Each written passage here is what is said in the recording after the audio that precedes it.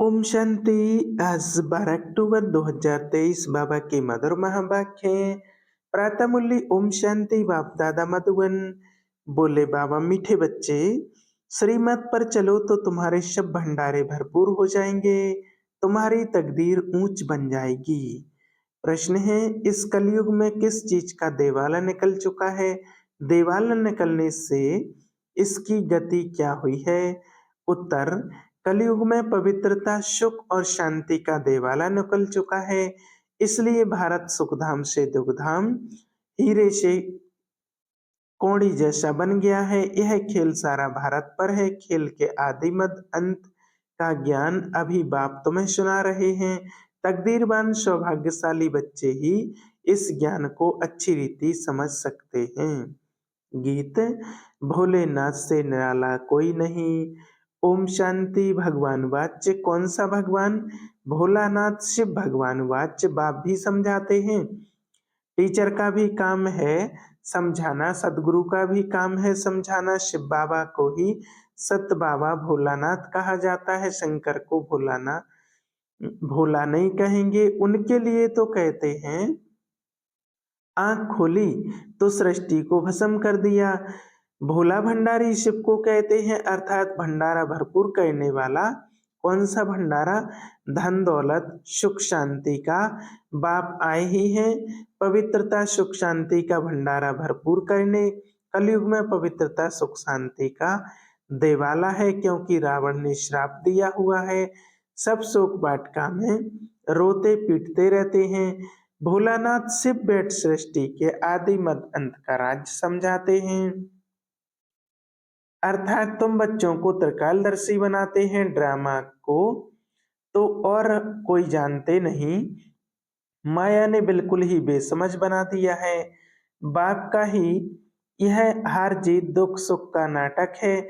भारत हीरे जैसा सॉल्वेंट था, अब कौड़ी जैसा इंसॉल्वेंट है।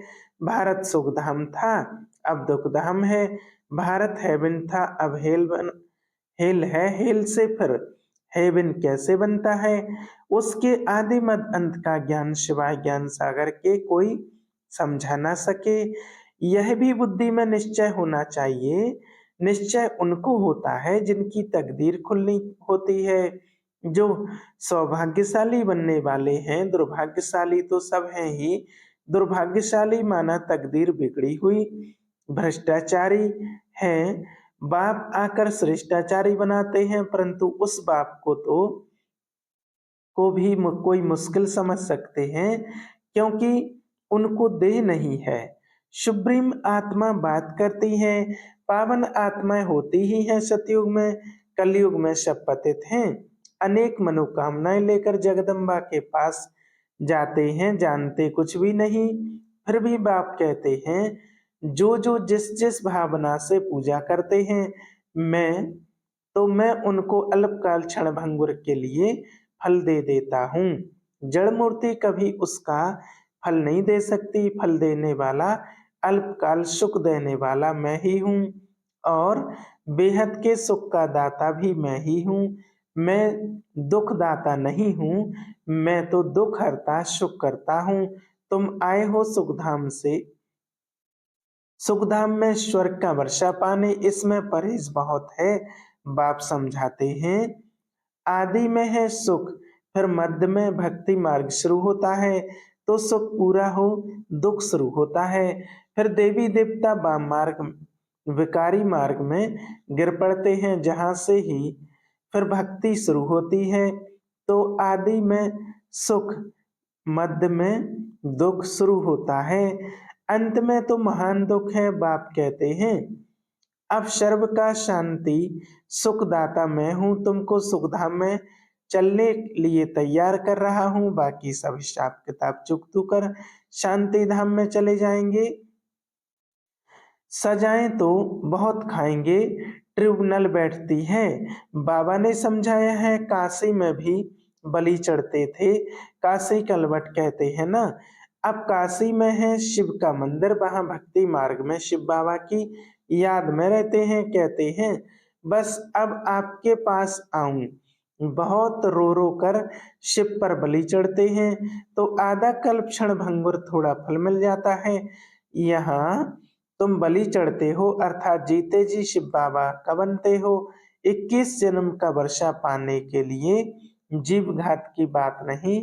जीते जी बाबा मैं आपका हूँ। वह तो शिव पर बलि चढ़ते मर जाते हैं, समझते हैं हम शिव बाबा का बन जाऊंगा, परंतु बनते नहीं हैं। यहाँ तो जीते जी बाप का बनने गोद में आए, फिर बाप की मत पर चलना पड़े, तभी श्रेष्ठ देवता बन सकते हैं। तुम अब बन रहे हो, कल्प कल्प तुम यह पुरुषार्थ करते आए हो, यह कोई नई बात नहीं। दुनिया पुरानी होती है फिर जरूर नई चाहिए ना। भारत नया सुखधाम था, अब पुराना दुखधाम है।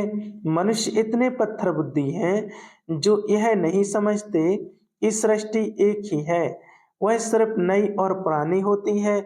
माया ने बुद्धि को ताला लगाए बिल्कुल ही तुच्छ बुद्धि बना दिया है।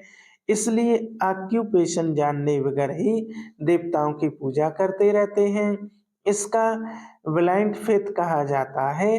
देवियों की पूजा में करोड़ों रुपया खर्च करते हैं, उनकी पूजा कर खिला पिला कर फिर समुद्र में डुबा देते हैं। तो यह गुड़ियों की पूजा हुई ना, इससे क्या फायदा। कितना धूमधाम से मनाते हैं, खर्चा करते हैं, हफ्ता बाद जैसे शमशान में दफन करते हैं वैसे यह फिर सागर में डुबा देते हैं। भगवान वाच्य यह आसुरी संप्रदाय का राज्य है, मैं तुमको देवी संप्रदाय बनाता हूँ।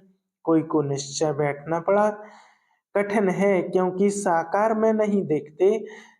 आगा खां साकार में था तो उनके कितने फॉलोअर्स थे, उनको सोने हीरों में भजन करते थे। इतनी महिमा कोई बादशाह की भी नहीं होती। तो बाप समझाते हैं इसको अंधश्रद्धा कहा जाता है क्योंकि स्थायी सुख तो है नहीं। बहुत गंदे भी होते हैं, बड़े बड़े आदमियों से बड़े पाप होते हैं। बाप कहते हैं मैं गरीब नवाज हूँ, गरीबों को इतने पाप नहीं होंगे। इस समय सब पाप आत्माएं हैं, अभी तुमको बेहद का बाप मिला है, फिर भी घड़ी घड़ी उनको भूल जाते हैं। अरे तुम आत्मा हो ना, आत्मा को भी कभी कोई ने देखा नहीं। समझते हैं स्टार मिसल भृकुटी के बीच रहती है, जब आत्मा निकल जाती है तो शरीर खल्लास हो जाता है। आत्मा स्टार मिसल है तो जरूर मुझ आत्मा का बाप भी हमारे समान जैसा होगा, हमारे जैसा होगा, परंतु वह सुख का सागर, शांति का सागर है। निराकार वर्षा कैसे देंगे, जरूर भृकुटी के बीच आकर बैठेंगे। आत्मा अब ज्ञान धारण कर दुर्गति से सदगति में जाती है। अब जो करेगा सो पाएगा। बाप को याद नहीं करते तो वर्षा नहीं पाएंगे। कोई को आप समान वर्षा पाने लायक नहीं बनाते हैं तो समझते हैं पाई पैसे का पंद पालेंगे। श्रेष्ठाचारी और भ्रष्टाचारी किसको कहा जाता है, यह बाप बैठ समझाते हैं। भारत में ही श्रेष्ठाचारी देवताएं होकर गए, गाते भी हैं हेवनली गॉडफादर, परंतु जानते नहीं हैं कि हेवनली गॉडफादर कब आकर सृष्टि को हेवन बनाते हैं। तुम जानते हो, सिर्फ पूरा पुरुषार्थ नहीं करते हो, वह भी ड्रामानुसार होना है। जितना जिसकी तकदीर में है। बाबा ने अगर कोई पूछे तो बाबा झट बता सकते हैं कि इस चलन से अगर तुम्हारा शरीर छूट जाए तो यह पंथ पाएंगे, परंतु पूछने की भी हिम्मत कोई नहीं रखते हैं। जो अच्छा पुरुषार्थ करते हैं वह समझते हैं हम कितने अंधों की लाठी बनते हैं। बाप भी समझ जाते हैं यह अच्छा पंथ पाएंगे। यह बच्चा कुछ भी सर्विस नहीं करता है तो वहां भी दास दासी जाकर बनेंगे। झाड़ू आदि लगाने वाले, श्री कृष्ण की पालना करने वाले, महारानी का श्रृंगार करने वाले दास दासियां भी होते हैं ना। वह है पावन राजाएं, यह है पतित राजाएं। तो पतित राजाएं पावन राजाओं के मंदिर बनाकर उन्हों की पूजा करते हैं। जानते कुछ भी नहीं। बिरला मंदिर कितना बड़ा है, कितने लक्ष्मी नारायण के मंदिर बनाते हैं, परंतु जानते नहीं कि लक्ष्मी नारायण कौन है। फिर उनको कितना फायदा मिलेगा। अल्पकाल का सुख जगदम्बा के पास जाते हैं, यह थोड़ी जानते हैं कि यह जगदम्बा ही लक्ष्मी बनती है। इस समय तुम जगदम्बा से विश्व की सब मनोकामनाएं पूरी कर रहे हो, विश्व का राज्य ले रहे हो। जगत अम्बा तुमको पढ़ा रही है, वही फिर लक्ष्मी बनती है, जिससे फिर वर्ष वर्ष भीख मांगते हैं। कितना फर्क है। लक्ष्मी से हर वर्ष पैसे की भीख मांगते हैं। लक्ष्मी को ऐसे नहीं कहेंगे कि हमको बच्चा चाहिए या बीमारी दूर करो, नहीं। लक्ष्मी से सिर्फ धन मांगते हैं, नाम ही है लक्ष्मी पूजन। जगत अम्बा से तो बहुत कुछ मांगते हैं, वह सब कामनाएं पूरी करने वाली है। अभी तुमको जगत अम्बा से मिलती है स्वर्ग की बादशाही। लक्ष्मी से हर वर्ष कुछ ना कुछ धन का फल मिलता है, तब तो हर वर्ष पूजा करते हैं, समझते हैं धन देने वाली है।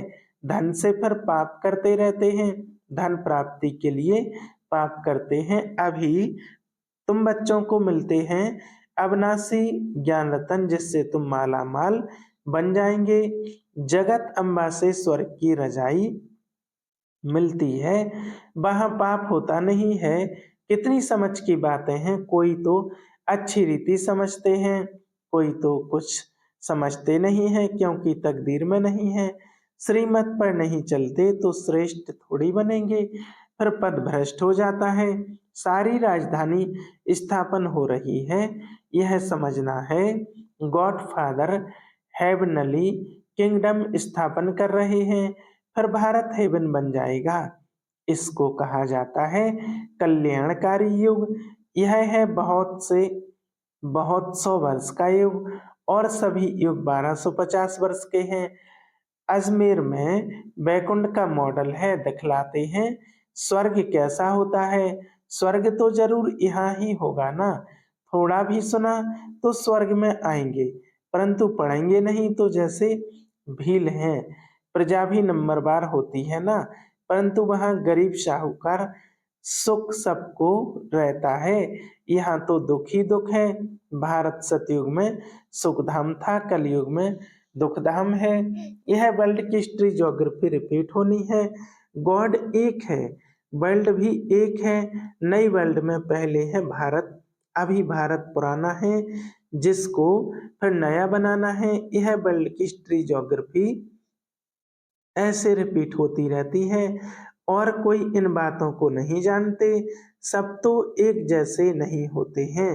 मर्तबे का तो मर्तबे तो वहां भी रहेंगे, वहां सिपाही लोग होते नहीं, क्योंकि वहां डर नहीं। यहाँ तो डर है, इसलिए सिपाही आदि रखते हैं। भारत में टुकड़े टुकड़े कर दिए हैं, सतयुग में पार्टीशन होता नहीं। लक्ष्मी नारायण का एक ही राज्य चलता है, पाप कोई होता नहीं। अब बाप कहते हैं, बच्चे मेरे से सदा सुख का वर्षा लो, मेरी मत पर चलकर सदगति का मार्ग एक ही बाप दिखलाते हैं। यह है शिव शक्ति सेना, जो भारत को स्वर्ग बनाती है। तन यह तन मन धन सब इस सेवा में लगाते हैं। उस बापूजी ने क्रिश्चियन को भगाया, यह भी ड्रामा में था, परंतु उनसे कोई सुख नहीं हुआ। यह मिलेगा, यह होगा, मिलना है न सिर्फ बाप से, बाकी यह तो सब खत्म हो जाएगा। कहते हैं बर्थ कंट्रोल करो, उसके लिए माथा मारते रहते हैं, होगा कुछ भी नहीं। अभी थोड़ी लड़ाई शुरू हो जाए तो फेमन पड़ जाएगा, एक दो में मारा मारी हो जाएगी। अच्छा, मीठे मीठे शिकलदे बच्चों प्रति माता पिता बाप दादा का याद प्यार और गुड मॉर्निंग। रूहानी बाप की रूहानी बच्चों को नमस्ते। हम रूहानी बच्चों की रूहानी बाप दादा को याद प्यार और गुड मॉर्निंग, नमस्ते, शुक्रिया बाबा, शुक्रिया। धारणा के लिए मुख्य सार। पहला पॉइंट, जीते जी बाप पर बलि चढ़ना है, अर्थात बाप का बनकर बाप की ही श्रीमत पर चलना है, आप समान बनाने की सेवा करनी है। दूसरा पॉइंट, अविनाशी ज्ञान रत्नों का दान कर जगदम्बा समान सर्व की मनोकामनाएं पूर्ण करने वाला बनना है। वरदान, सेवाओं में सदा सहयोगी बन सहज योगी का वरदान प्राप्त करने वाले विशेषता संपन्न भव। ब्राह्मण जीवन विशेषता संपन्न जीवन है। ब्राह्मण बनना अर्थात सहज योगी भव का वरदान प्राप्त करना, यही सबसे पहला जन्म का वरदान है। इस वरदान को बुद्धि में सदा याद रखना, यह है वरदान को जीवन में लाना। वरदान को कायम रखने की सहज विधि है सर्व आत्माओं के प्रति वरदान को सेवा में लगाना। सेवा में सहयोगी बनना ही सहज योगी बनना है। तो इस वरदान को स्मृति में रख विशेषता संपन्न बनो। स्लोगन, अपने मस्तक की मणि द्वारा स्वयं का स्वरूप और श्रेष्ठ मंजिल का साक्षात्कार करना ही लाइट हाउस बनना है। अच्छा, ओम शांति।